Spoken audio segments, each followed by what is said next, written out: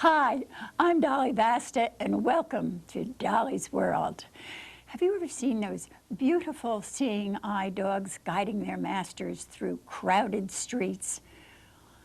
But did you know that they are actually raised for the first 12 to 14 months of their lives by families like yours and mine? And I was always fascinated by this process, especially the question, why do they do it? Today you're going to meet a cross-section of these families that range in age from teens to seniors, and listen to their stories. I'm going to do the no. Sit your dog. Sit. Down your dog. Down.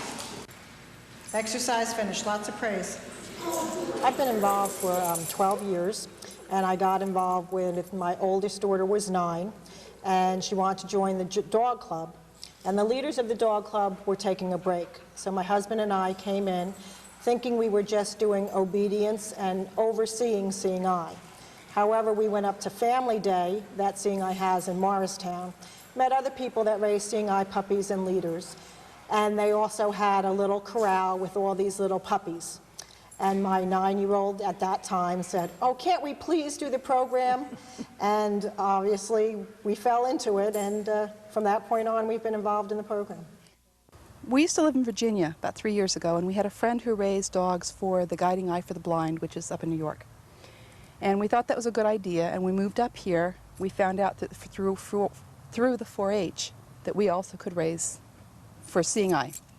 So we kind of did an application for them, and they gave us our first puppy. So how long ago was that? Well, you said 3 years ago. We probably got him 2 years ago. I think it was about 2 years ago. Now, I know that they were given out to the children as their commitment, but I'll lay dollars to donuts. Mom's dog, too. It's Mom's dog. Yes. Absolutely. But that is the whole idea, really, is the socialization. Yes. So Yes. it's good that there's so many children. It helps to have all the kids and the neighborhood kids. My nieces and nephews, she gets to go see them and play with them. So, yeah, anything that you can do to help them get used to having a lot of things happening around them and people around and that kind of thing is all very helpful for them. I was aware of the program, and it's something that I always gave thought to, but those were the years when I was either raising children or I worked full-time. And a couple, 3, maybe 4 years ago, I was at the county fair on Cranberry Road off Piper, and I spoke with someone who was raising one of these, and it regenerated my interest. And so I came home and I asked Paul, my husband, if he was willing to think about doing that, raising a dog for 1.5 years. And he said, if you want to do it, we'll do it. So I did it. I applied and waited months and months before I got my first pup. And that's how I got started. Audrey, why did you and Ed decide, after all these years of raising family dogs, to go into the commitment of a Seeing Eye dog? Well, first of all, when our last shepherd died, after having shepherds in the house for almost 50 years, when the last one died, she was 15 years old. And we felt that we were of an age where we didn't have 15 years possibly to give to another shepherd. And we tried for a couple of hours to do without one, Farley, sit, stay. And we were very unhappy. The house was just too empty. So I knew of this program because I had known somebody who had a dog that he raised, and I thought that might be a good idea for us to have a dog for 1 year or 1.5 years, then take a break in between and possibly get another one and so on. And it just seemed like an ideal situation for us to have a dog and yet not have a long-term commitment to that dog. Of course, it didn't work out that way, but that was the way we figured it in the beginning. As these dogs will be leading very special lives eventually, the training that goes along with raising them is also a specialized training. Okay, starting with Jackie, if you could weave in and out, please.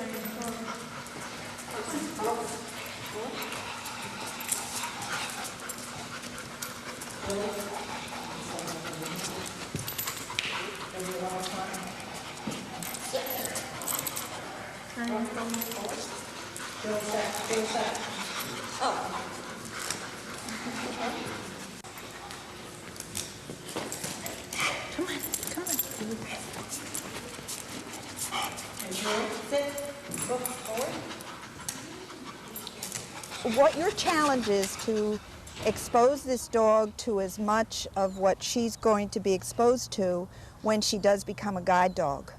So that if I was raising my own dog, I might let her out in the yard. I might let her out the door to go to the bathroom.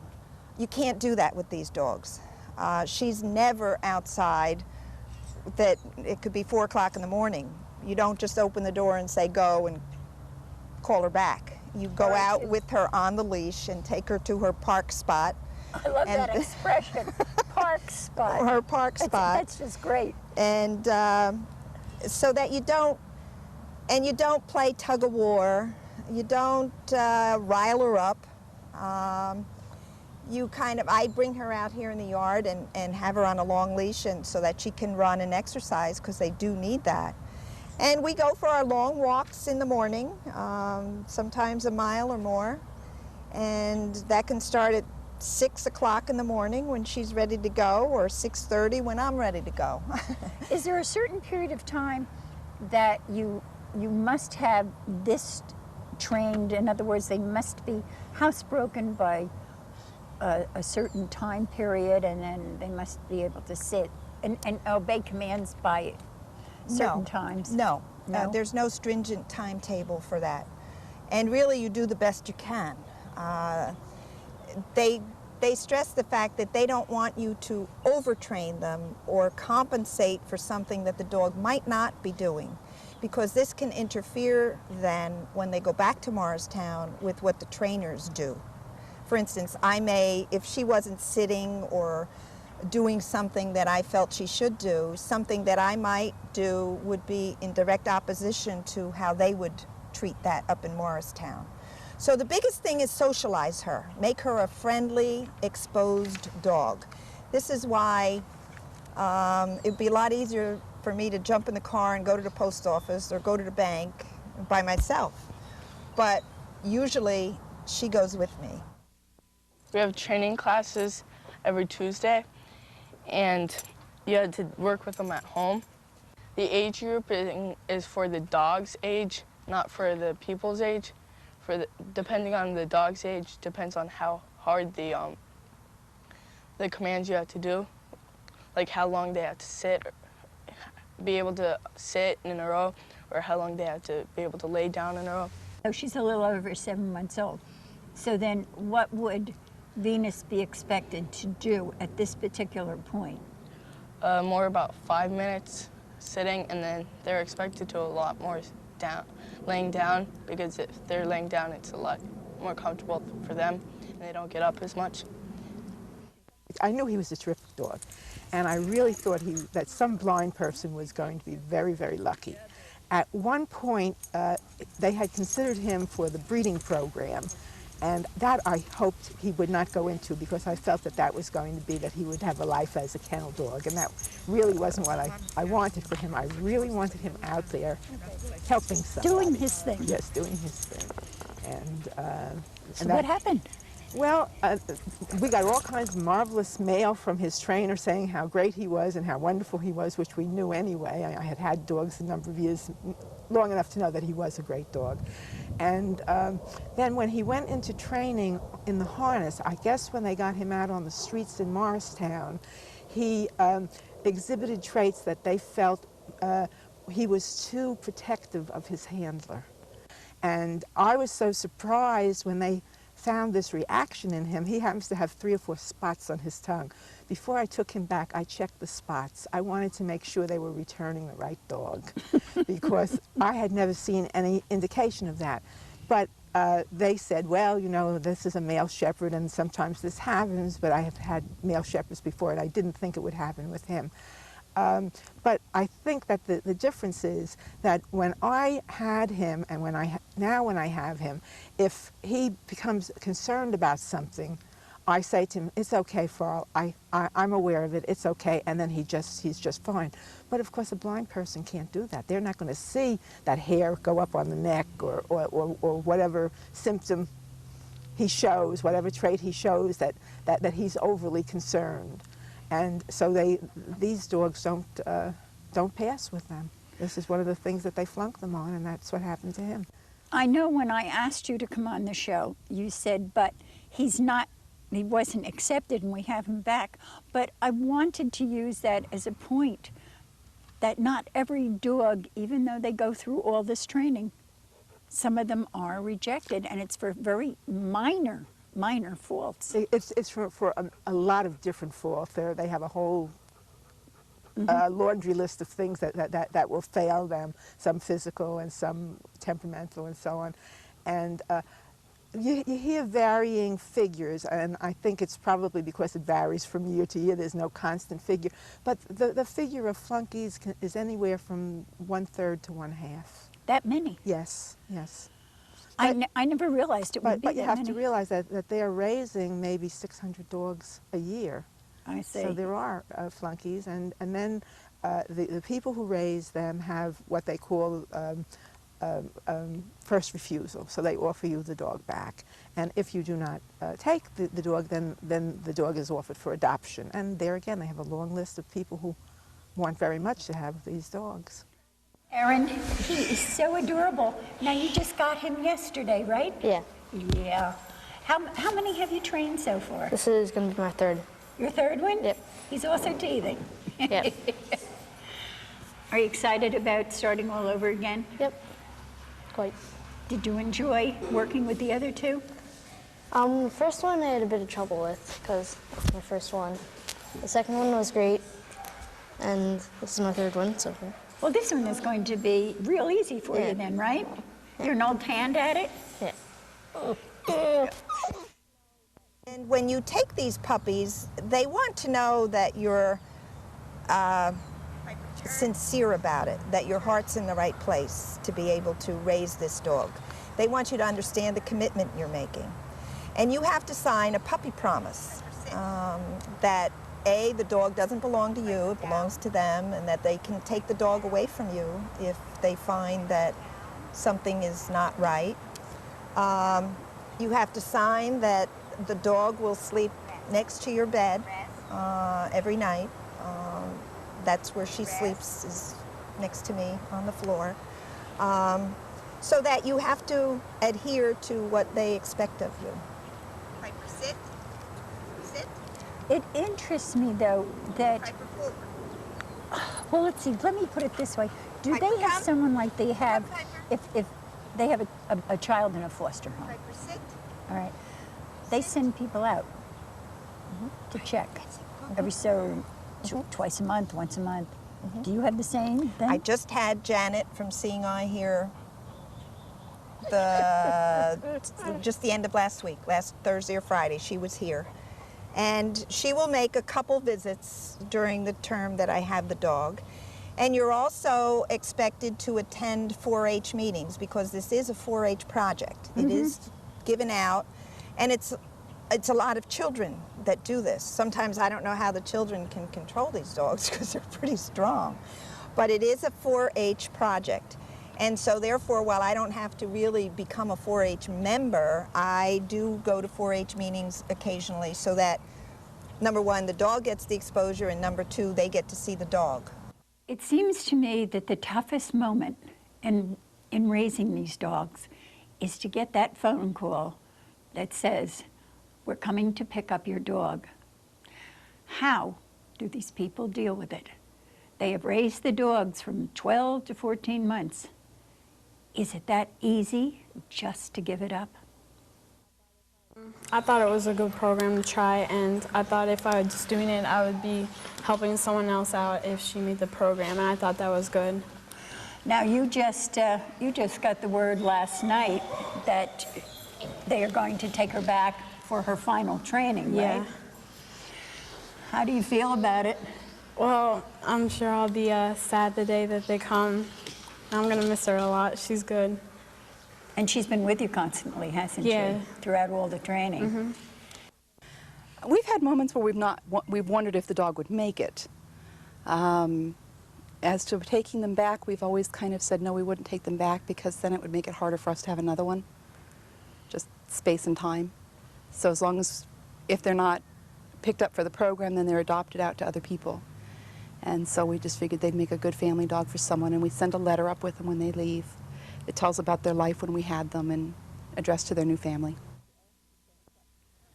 Well, people used to ask the same question, how can you possibly give him up? He's so wonderful and so on. And I said, well, I raised 3 kids, and this is the first time that I've had a kid who would leave home, and I know he'd have a job. Which is wonderful. But didn't you also have a big party for him? Yo, yes. And, that was turned out to be a rather embarrassing moment, because when we heard that he was leaving, he would left us on a Monday morning, and on a Sunday afternoon we had all the neighbors in. I think we had about 30 people. They brought gifts and they made a big deal about it, and he was allowed in the living room, which he doesn't always hadn't had the opportunity to do too much at that point, and we had a lot of fun. And then, of course, a few months later, he came back.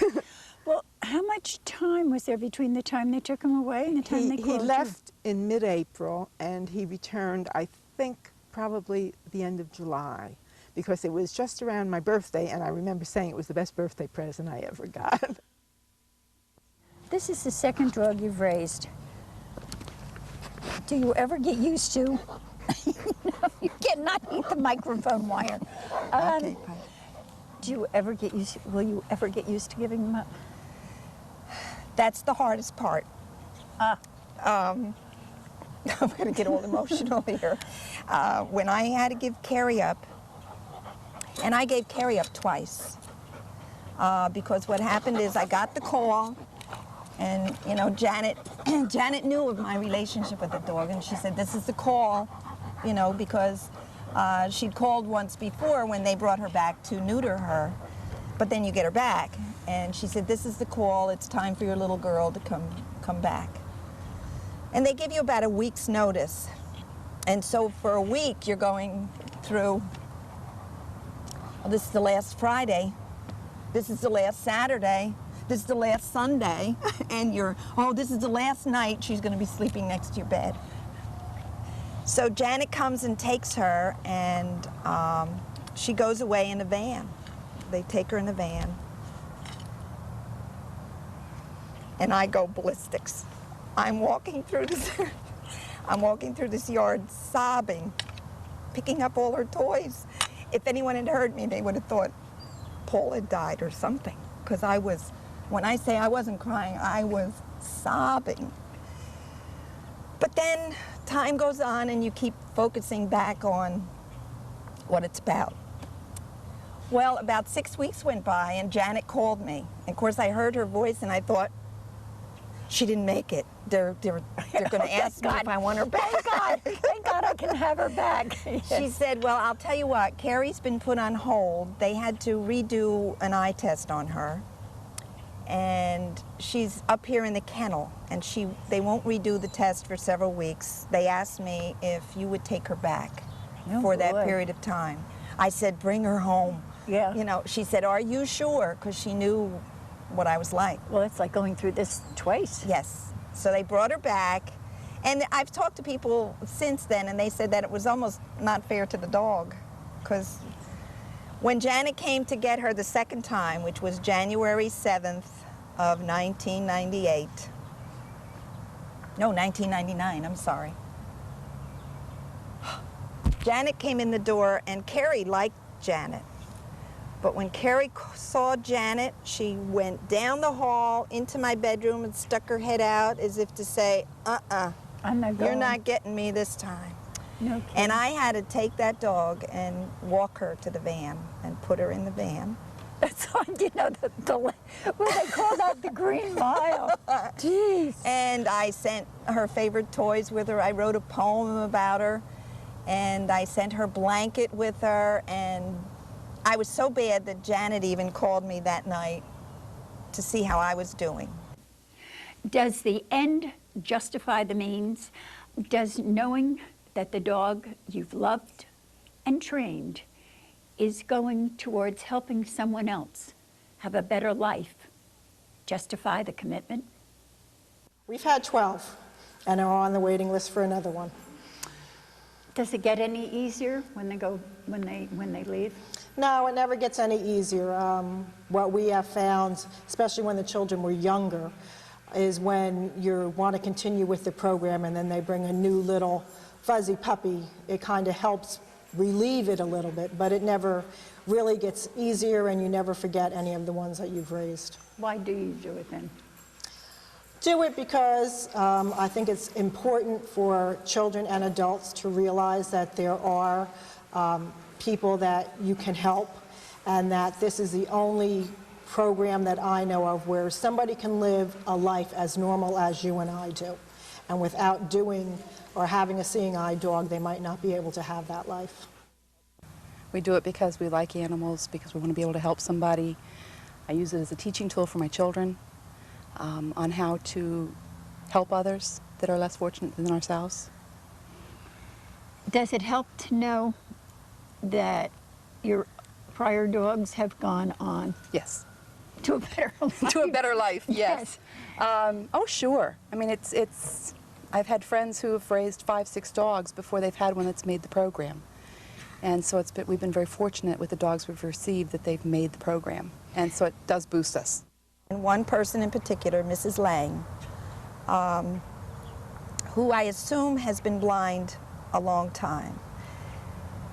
And I talked with her, and she shed such wisdom with me and made me realize what a dog means to these people. She said something to me that you wouldn't really think about. She said, my dog, and I guess she'd had several because she'd been blind a period of time. She said, my dog permitted me to play the role of mother. And I thought, if I said that to you, you'd think, what does that mean? She went on to further explain that they would travel and her dog led her. She didn't have to depend on one of her little children to guide her so that she could still be mom. The dog was her lifeline. In other words, she didn't have to depend on her children. She depended on the dog and could still be mother. And I said, but it's so hard when you give these up. And she kind of reached out and she said, my dear, she was an older lady, even older than I am. She said, anything you do in life that's worthwhile is never easy. I have had a wonderful time taping this show. I have met some of the most selfless people I have ever met in my life. I've cried with them, I've laughed with them, and perhaps their stories will help you make some choices. I'd like to thank the Seeing Eye Division of the Middlesex 4-H organization and all of the people that helped us make this possible. I'll see you all next month. In the meantime, take care.